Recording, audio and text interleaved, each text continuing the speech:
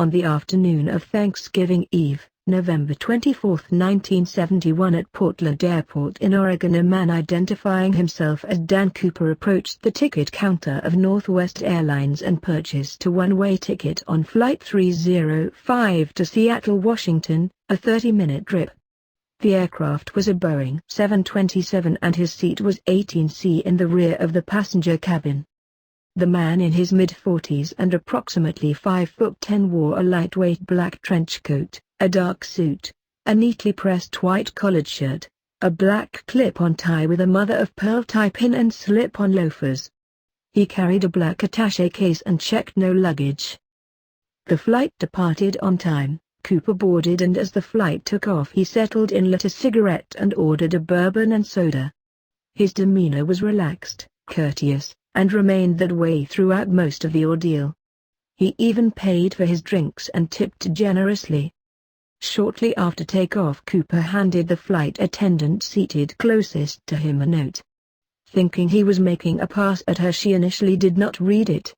He leaned towards her and whispered, "Miss, you'd better look at the note. I have a bomb." The flight attendant, named Florence Schaffner, immediately looked at the note. Printed in neat tall capital letters it read, "I have a bomb in my briefcase. I will use it if necessary. I want you to sit next to me. You are being hijacked." Schaffner did as requested, then asked to see the bomb. Cooper cracked open his briefcase long enough for her to glimpse 8 red cylinders attached to wires coated with red insulation, and a large cylindrical battery. After closing the briefcase, he dictated his demands: $200,000 in negotiable American currency, 4 parachute and a fuel truck standing by in Seattle to refuel the aircraft upon arrival. Schaffner conveyed Cooper's instructions to the cockpit. When she returned, he was wearing dark sunglasses. Passengers were informed that their arrival in Seattle would be delayed because of a minor mechanical difficulty while FBI agents assembled the ransom money from Seattle area banks, 10,000 unmarked $20 bills, and made a microfilm photograph of each of them. Cooper was informed that his demands had been met, and at 5:39 p.m. after 2 hours of circling, the aircraft landed at Seattle Tacoma Airport. Cooper instructed the pilot to taxi the jet to an isolated, brightly lit section of the tarmac and extinguish lights in the cabin to deter police snipers. The cash was delivered in a knapsack along with 4 military parachutes via the aft stairs. Once the delivery was completed, Cooper permitted all 36 passengers, Schaffner and the other flight attendant, to leave the plane. Cooper rejected the military-issue parachutes initially given by authorities, demanding instead civilian parachutes with manually operated ripcords. Seattle police obtained them from a local skydiving school. One of the parachutes turned out to be a dummy included by accident. During refueling, Cooper outlined his flight plan to the crew: a southeast course toward Mexico City at the minimum airspeed possible without stalling the aircraft, and a maximum 10,000-foot altitude. He further specified that the landing gear remain deployed, the wing flaps be lowered 15 degrees, and the cabin remain unpressurized. The co-pilot informed Cooper that the aircraft's range was limited to approximately 1,000 miles under that flight configuration, and that a second refueling would be necessary to reach Mexico. Cooper and the crew discussed options and agreed on Reno, Nevada, as the refueling stop. Finally, Cooper directed that the plane take off with the rear exit door open and its staircase extended. The pilot objected, on grounds that it was unsafe. Cooper countered that it was indeed safe, but he would not argue about it. He would lower it himself once they were airborne. His demands revealed an in-depth knowledge of aircraft. He knew that the aft airster could be lowered during flight, a fact never disclosed to civilian flight crews, and that its operation, by a single switch in the rear of the cabin, could not be overridden from the cockpit. He may even have known that the Central Intelligence Agency had been using 727s to drop agents and supplies behind enemy lines during the Vietnam War, all things that were not known by the general public at the time. At 7:40 p.m. the plane took off with only Cooper, pilot Scott, flight attendant Mucklow, co-pilot Zach, and the flight engineer aboard. Two F-106 fighter aircraft from nearby McCord Air Force Base followed behind the airliner, one above it and one below, out of Cooper's view. A Lockheed T-33 trainer also shadowed the plane until it ran low on fuel and turned back. After takeoff, Cooper told Mucklow to join the rest of the crew in the cockpit and remained there with the door closed. As she complied, Mucklow observed Cooper tying something around his waist. At approximately 8 p.m. a warning light flashed in the cockpit, indicating that the aft airstart apparatus had been activated. At approximately 8:13 p.m. the aircraft's tail section sustained a sudden upward movement.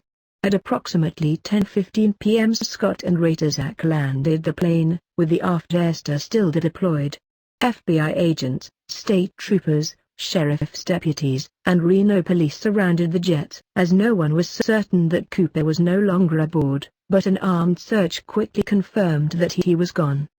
D.B. Cooper, as he later became known, had jumped out of the plane and straight into infamy in his lightweight trench coat, business suit, and slip-on loafers with 21 pounds of money he had strapped to his body using the spare parachute and the black attaché case containing the bomb. He did this in the pitch-black stormy night, in the rain, the sleet and lightning, with a 200-mile-an-hour wind in his face. The only items he left behind were his black clip-on tie with the mother-of-pearl tie clip, and 2 of the 4 parachutes. He was never caught. It is the only unsolved case in American aviation history. An extensive search was done at the time in the area. It was believed he may have landed, but no traces of him or the money were found. Police retrieved 66 latent fingerprints from the plane and some traces of DNA from the tie he left behind. About 5 days after the hijacking, a letter arrived at Reno newspaper's editor's desk of the Morning Nevada State Journal and Afternoon Reno Evening Gazette. The letters were postmarked Oakdale, California. The letter, a typical cut-out of pasted words from magazines, said "Attention, thanks for hospitality," was in a rut. D.B. Cooper. The Reno Evening Gazette published the letter on its front page that evening.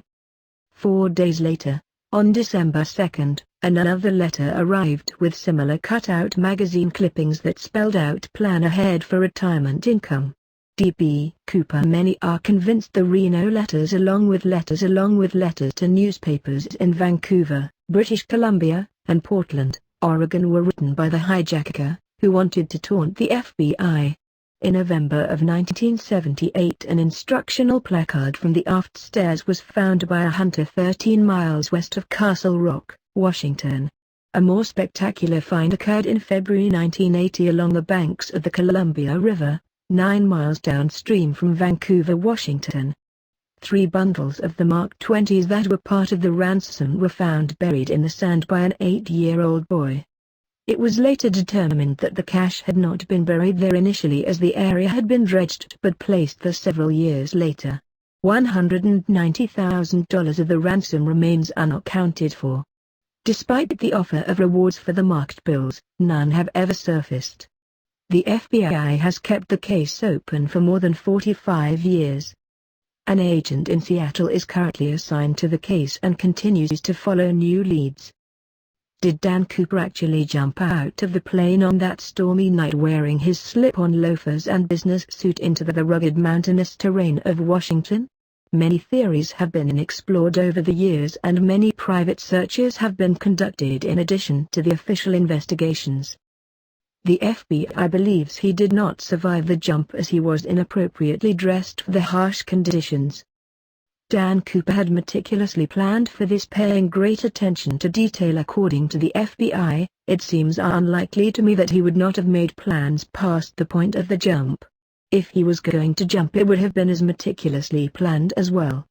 This man had shown remarkable composure throughout the incident. Witnesses stated he did not seem nervous at all and was even nice. Without leaving his seat, pulling a gun, firing a shot, or even entering the cockpit, the man managed to control the flight of the aircraft, those around him and law enforcement on the ground. all while sipping his bourbon and smoking his Rawley cigarettes.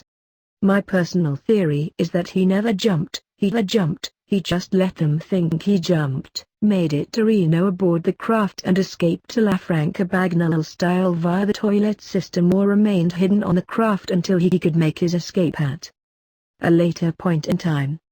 He was certainly more appropriately dressed for Reno than the harsh rugged mountainous terrain of Washington. Several years later he went out and buried the cash that was found by the 8-year-old boy. Another interesting fact to note in this strange tale is that Earl Cossey, the man who packed the chutes Cooper used, was found murdered in his home on April 26, 2013. He was a significant figure during and after the incident. He had provided the chutes, including the dummy, and frequently advised agents on the particulars of the parachutes and D.B. Cooper's skills in the investigations that followed. The King County Sheriff's Office reported that Cossey was killed by blunt force trauma to the head.